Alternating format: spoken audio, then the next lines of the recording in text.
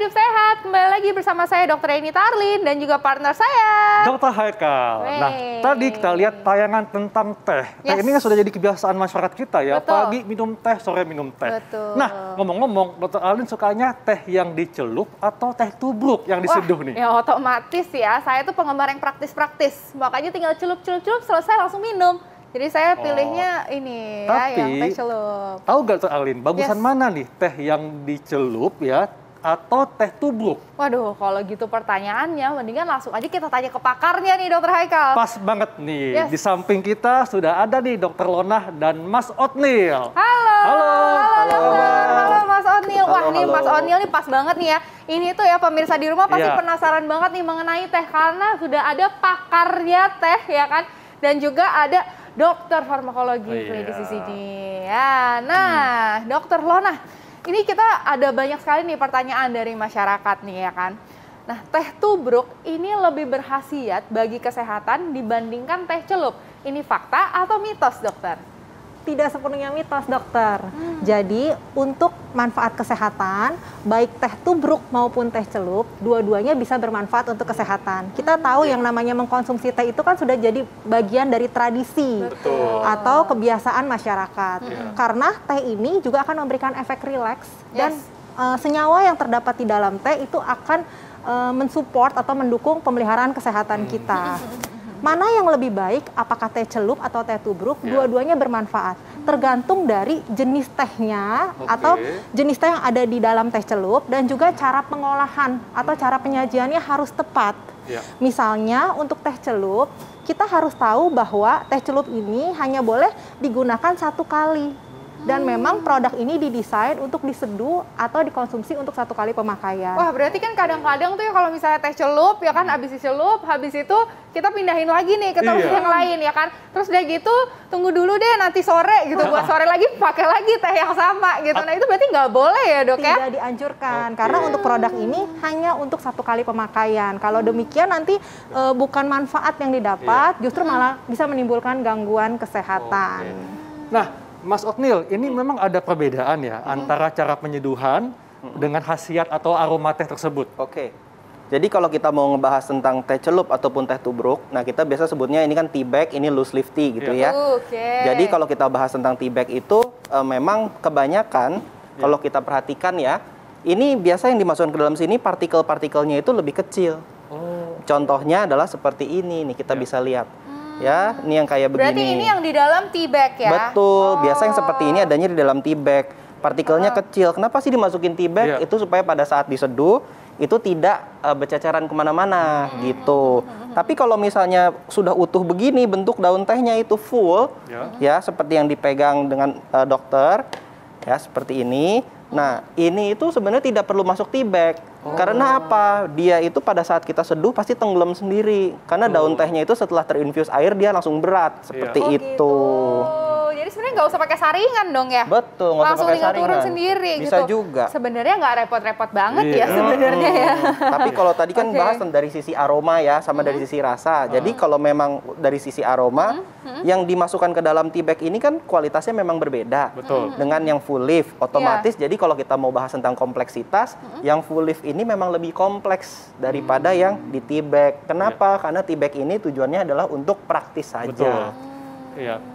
Nah, Dokter Lonah, ini banyak masyarakat yang bertanya, kantung pada teh celup tidak boleh direndam terlalu lama di dalam gelas berisi air panas. Ini fakta atau mitos, Dok? Kalau itu fakta, Dokter Haikal. Kenapa, Dok? Gini, karena kalau kantung teh, terutama yang terbuat dari kertas, itu dianjurkan untuk diseduh dengan suhu air 70 sampai maksimal 80 derajat Celcius supaya kandungan teh yang ada di dalam tea bag juga tidak rusak, khususnya kandungan antioksidan yang akan memberikan manfaat untuk kesehatan.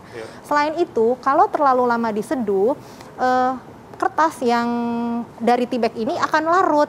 Nah, kalau sudah larut, tentunya akan berdampak tidak baik untuk kesehatan dan tidak dianjurkan untuk mengkonsumsi teh seperti itu. Dampaknya apa nih, Dok, bagi kesehatan? Contohnya? Oke, salah satunya adalah gangguan fungsi organ. Kalau kita rutin mengkonsumsi teh dengan cara yang salah, misalnya seperti tadi diseduh terlalu lama dengan suhu yang terlalu tinggi, tentunya salah satu organ ekskresi atau membuang zat racun dari badan kita yaitu ginjal, bebannya akan berlebih dan mengganggu fungsi organ ginjal tersebut. Dan termasuk mungkin bisa memicu kanker, Dok ya? Betul sekali. Waduh, bahaya juga apalagi ya. kalau kualitas tea bagnya tidak baik. Nah, itu dia. Nah, itu dia. Nah, Mas Oatmeal, sebenarnya ini kita juga masyarakat tuh pengen tahu nih ya, bagaimana sebenarnya kita itu kan banyak banget nih yang masih banyak pakai tea bag gitu kan, termasuk saya pribadi masih pakainya tea bag gitu kan. Nah, tapi kita juga pengen tahu nih, penyeduhannya itu airnya tuh harusnya sepanas apa sih?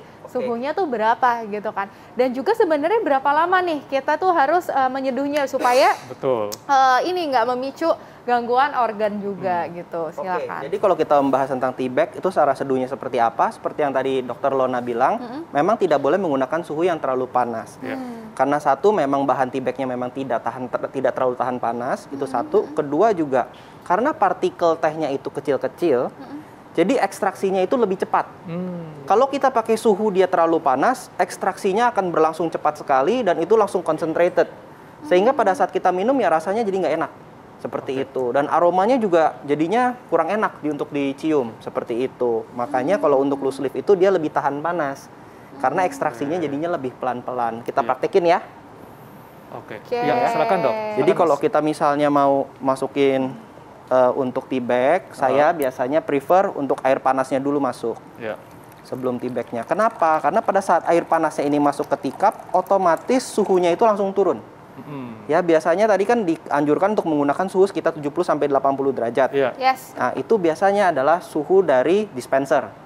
Nah, jadi itu masih fine. Terus kedua, kita boleh ambil. Jadi sebenarnya nggak usah dicek dulu ya suhunya ya. Sebenarnya suhu dari dispenser itu udah cukup ya. Biasanya sudah cukup. Soalnya betul. kadang-kadang tuh banyak nih kayak suami saya nih kalau mau ngeteh, ini maunya yang air panas yang banget ngebul ya. gitu, yang Betul. panas. Jadi sebenarnya itu nggak boleh ya. Iya, sebetulnya nggak boleh. Nah, Oke, begini oke. aja sebenarnya udah celupin. Karena partikel dia kecil, seduhnya itu sebenarnya sebentar. Ini udah jadi. Oh udah, suhu aja udah jadi? Iya. Betul. Oh gitu aja ya. Betul. Kan biasanya kadang-kadang tuh kita tunggu sampai Betul. coklat banget gitu ya. Jadi cukup seperti ini, Mas ya? Betul, segitu aja udah cukup. Kadang-kadang kan orang sampai seduh sampai hitam gitu Iya, ya. Sebetulnya itu nggak bagus. Dari sisi kesehatan kurang bagus, dari sisi flavor dan dari sisi aroma juga nggak bagus. Iya. Oke, nah, tapi kadang-kadang ya, kadang-kadang tuh kayak ibu mertua saya nih ya, dia sukanya tuh yang kental, yang gitu, yang pekat. kental. Nah ini apa sih dok dampaknya nih dok terhadap tubuh gitu? Selain mungkin dari sisi nutrisinya mungkin kurang maksimal yang kita dapatkan, tapi apa lagi nih dampak yang bisa terjadi, bahayanya tuh apa tuh dok? Oke. Seperti yang tadi Mas Oatmeal sudah jelaskan nih, menyeduh teh itu tidak boleh terlalu lama, maksimal 3-5 menit. Kalau terlalu lama, itu tadi rasanya berubah karena jadi terlalu kental, karena akan keluar molekul yang namanya tanin, merubah rasa teh jadi lebih pahit. Kedua, kafeinnya juga akan lebih banyak karena pada umumnya di dalam secangkir teh ini kisaran kandungan kafein itu 20 sampai 90 mg, tergantung daripada jenis tehnya. Dan kandungan kafein seperti itu udah kandungan kafein yang cukup aman atau masih dalam batas aman konsumsi harian kafein. Kalau terlalu lama kita menyeduh, udah rasanya juga berubah, jadi tidak enak lagi, aromanya tidak sesuai dengan harapan, kandungan kafeinnya terlalu banyak, dan kadar antioksidannya juga bisa rusak karena diseduh dengan air yang terlalu panas gitu. Dok, ini juga masyarakat ingin tahu dok, kalau misalnya pekat ya dengan jumlah kafein yang banyak, itu apakah akan membebani organ tubuh kita pada saat metabolismenya? Jangan dijawab dulu dokter, sesaat lagi kita akan kembali pemirsa, tetap di Hidup Sehat.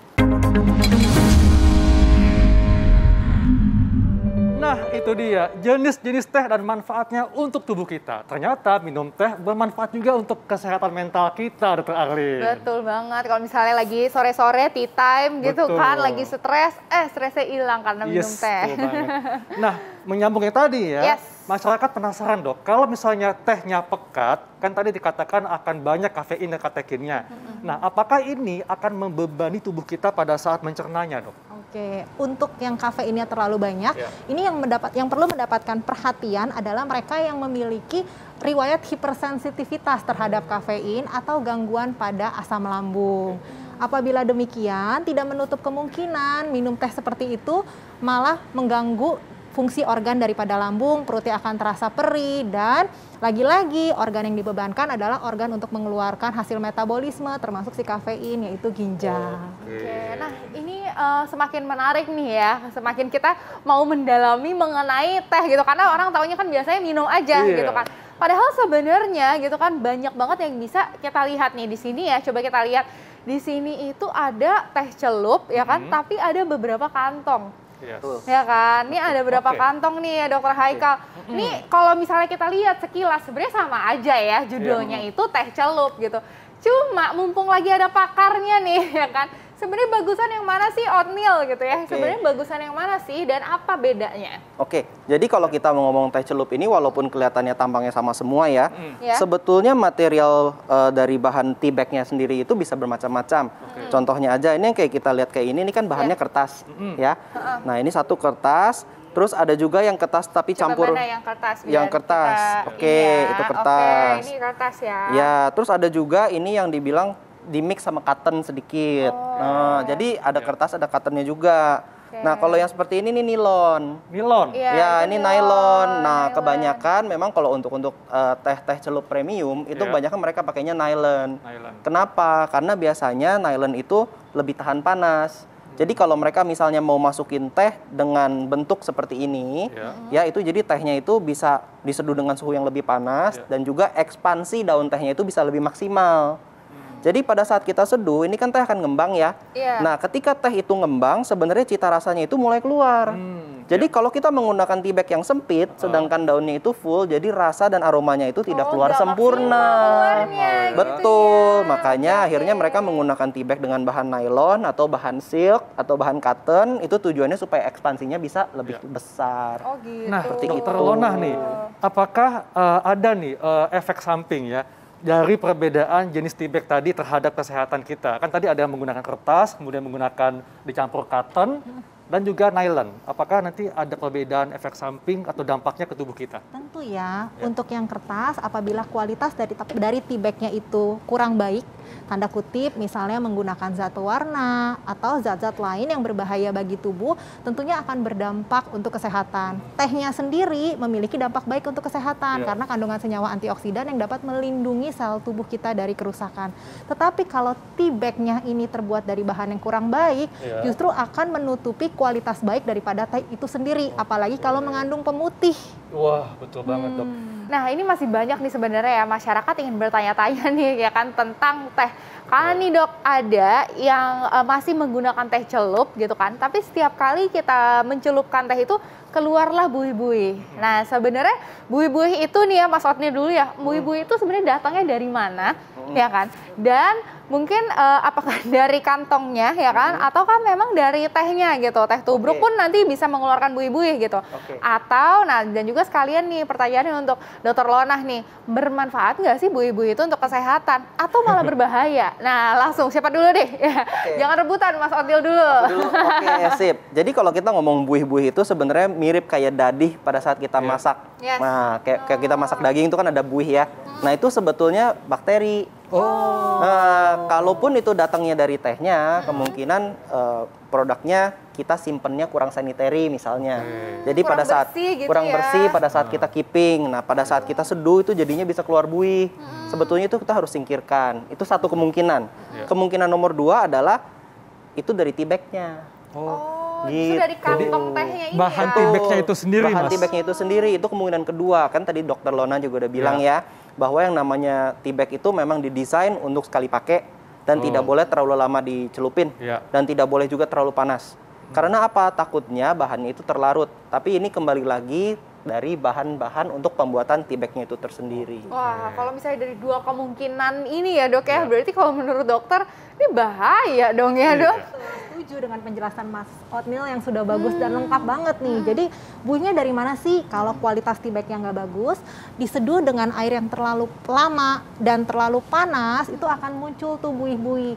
Yang kalau udah muncul buih, alangkah baiknya teh itu atau minuman teh itu dihempaskan. Jangan diminum lagi. Dihempas ya, nggak boleh Dihempas diminum ya. lagi ya. Begitu ada buih, Bukan malah, ya oke ada buihnya banyak, mari kita minum. Tidak, itu Atau salah. ada pula yang ditiup buihnya ya, itu ya jangan, dibuang langsung aja. Dibuang langsung ya. Oke, nah di sini nih juga ada salah satu jenis teh lainnya ya. Betul. Nah, Itu teh ulung ya. Betul. Ini contoh dari teh ulung yang saya bawa. Nah, ini kalau apa tadi. bedanya nih? Nah, ini kalau kita tadi ngomong ada tea bag, ini lawannya nih. Ini teh tubruk gitu kan ya. Ini loose leaf. Ya. Jadi kalau kita mau penyeduhan loose leaf itu sebenarnya dia lebih tahan panas.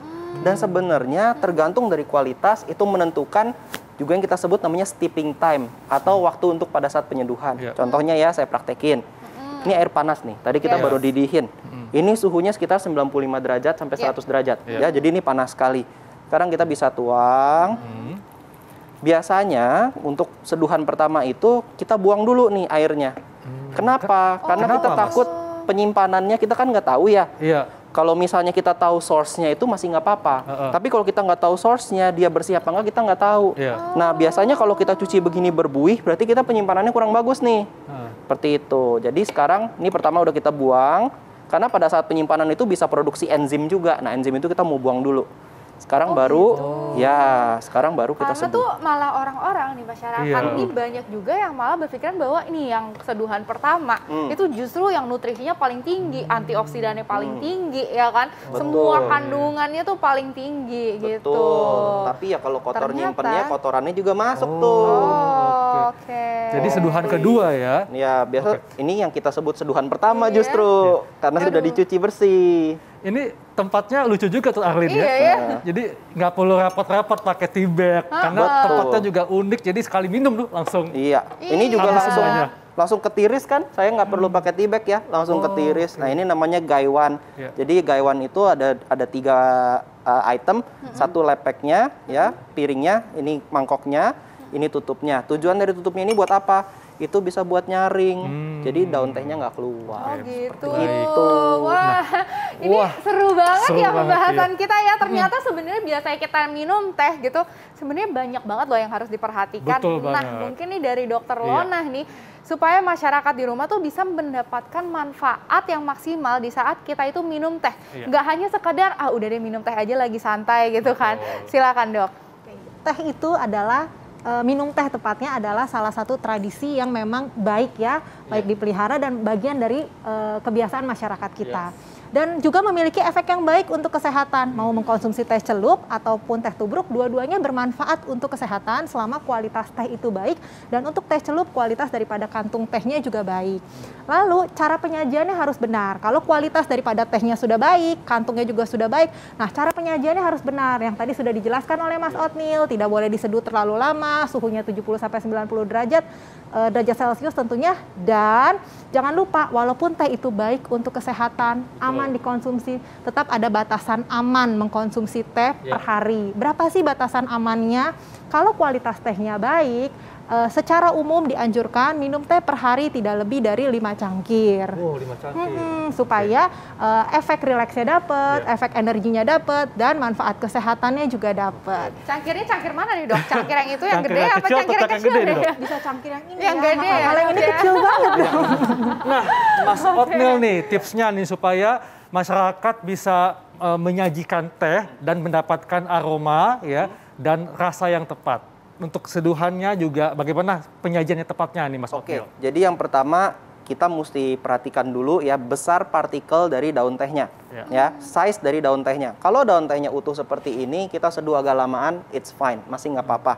Tapi kalau bentuk daun tehnya itu kecil-kecil seperti ini, ya ini ada baiknya untuk diseduh lebih cepat, seperti itu. Dan kedua, otomatis yang full leaf atau berdaun utuh itu lebih tahan panas. Jadi kita mau seduh dia di suhu yang agak lebih panas juga nggak apa-apa. Tapi fakta ini tergantung dari tipe tehnya.